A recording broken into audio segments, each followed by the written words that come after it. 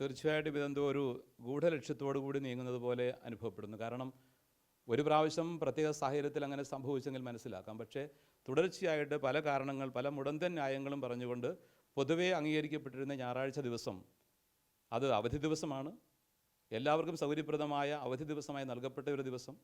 അത് പ്രത്യേകിച്ച് ആ ദിവസം തന്നെ തിരഞ്ഞെടുത്തുകൊണ്ട് പ്രവൃത്തി ദിവസമായിട്ട് പരിഗണിക്കുകയും അതിന് എല്ലാവരും ജോലി സ്ഥലത്ത് ഓഫീസിൽ ഹാജരാകണമെന്ന് പറയുകയും ചെയ്യുന്നത് നിക്ഷിപ്ത താല്പര്യത്തോടു കൂടിയ ഒരു നിലപാടാണെന്ന് പറയാതിരിക്കാൻ വയ്യ.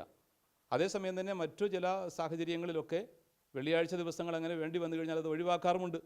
അതുപോലെ പ്രധാനപ്പെട്ട ആഘോഷങ്ങൾ വരുന്ന ദിവസങ്ങളൊക്കെ ഒഴിവാക്കാറുണ്ട്. എന്തുകൊണ്ടാണ് ഞായറാഴ്ച ദിവസം തന്നെ വീണ്ടും ആവർത്തിച്ച് ഇങ്ങനെ വരുന്നത് എന്നുള്ളത് സംശയത്തോടെ വീക്ഷിക്കേണ്ടിയിരിക്കുന്നു. അതുകൊണ്ട് അത്തരത്തിലുള്ള പ്രവർത്തനങ്ങൾ സർക്കാരിൻ്റെ ഭാഗത്തുനിന്നും ഉണ്ടാവരുത്. അത് എല്ലാവരെയും ഒരുപോലെ പരിഗണിക്കാൻ, എല്ലാ വിശ്വാസ സമൂഹത്തെയും ഒരുപോലെ പരിഗണിച്ചുകൊണ്ട് ശരിയായ രീതിയിൽ ഇക്കാര്യത്തിൽ നിലപാടെടുക്കാനും സർക്കാർ ശ്രദ്ധിക്കേണ്ടതാണ്. അത് പലപ്പോഴും ക്രൈസ്തവരെ സംബന്ധിച്ച് തികച്ചും ആശങ്കാജനകമാണ്. സർക്കാർ ഇക്കാര്യത്തിൽ കൃത്യമായ ഒരു വിചിന്തനം ഉണ്ടാവണം, നിലപാടുകൾ സ്വീകരിക്കേണ്ടതാണ്.